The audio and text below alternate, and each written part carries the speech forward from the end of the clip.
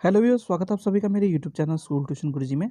आज हम बात करेंगे कार्यपत्रक 36 की, जो 2 दिसंबर के लिए जारी किया गया है। कक्षा 7 का विज्ञान विषय कार्यपत्रक है। बच्चे अपना नाम लिखेंगे और अपने कक्षा अध्यापक नाम लिखेंगे। बच्चों, हमारा पाठ चल रहा है प्रकाश, और आज हम इसमें पढ़ेंगे वस्तु के प्रतिबिंब के बारे में। तो चलिए बच्चों, देखते हैं, जानते हैं, समझते हैं कि आज के कार्यपत्रक में आपके लिए क्या खास है और आज का कार्यपत्रक आपको क्या बताना चाहता है। तो बच्चों, जब हम बात करते हैं वस्तु के प्रतिबिंब की, तो हमने देखा होगा कि समतल दर्पण में जब हम अपना चेहरा देखते हैं तो एक छवि दिखाई देती है, जिसे हम चेहरे के प्रतिबिंब के रूप में या प्रतिबिंब, चेहरे का प्रतिबिंब कह सकते हैं। इस मामले में हमारा चेहरा वस्तु हो गया और जो चेहरे की छवि उस समतल दर्पण में बन रही है, उसे हम प्रतिबिंब कहेंगे बच्चों। अच्छा, इसके लिए हम इसे समझने के लिए हम एक छोटा सा क्रियाकलाप कर सकते हैं।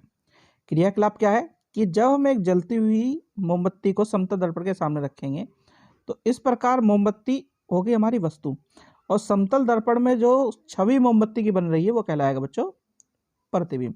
अब समतल दर्पण में दिखाई दे रही है, दिखाई जो हमें मोमबत्ती दे रही है, वो प्रतिबिंब कैसा होगा बच्चों? वो सीधा और वस्तु के समान आकार का होगा। ठीक है बच्चों, ये एक मेन चीज है जो समतल दर्पण के बारे में होती है।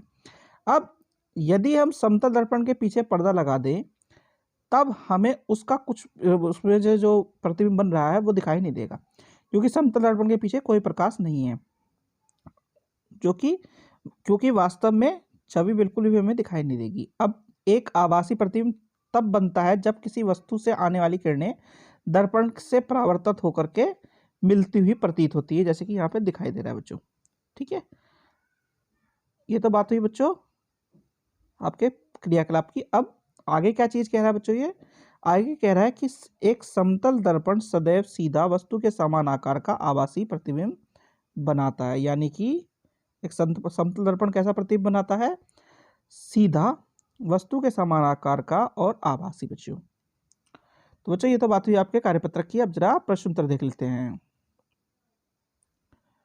तो पहला प्रश्न क्या कह रहा है बच्चों? ये पहला प्रश्न देख रहा है कि दोनों परिस्थितियों में अपना परीक्षण लिखिए। समतल दर्पण के पीछे एक लंबवत पर्दा रखें। यदि इस पर्दे पर मोमबत्ती का प्रतिबिंब प्राप्त करने का प्रयास करें, तो क्या आप पर्दे पर प्रतिबिंब प्राप्त कर सकते हैं? तो ऐसा नहीं होगा बच्चों। ठीक है, ऐसा नहीं होगा। ठीक है, फिर अगला, समतल दर्पण के सामने पर्दा रखें। इस पर्दे पर मोमबत्ती के प्रतिबिंब प्राप्त करने का प्रयास करें। आप पर्दे पर प्रतिबिंब प्राप्त कर सकते हैं? तो इस कंडीशन में भी ऐसा नहीं होगा। यानी कि हमारा जो प्रतिबिंब है वो पर्दे पर हमें प्राप्त नहीं होगा बच्चों।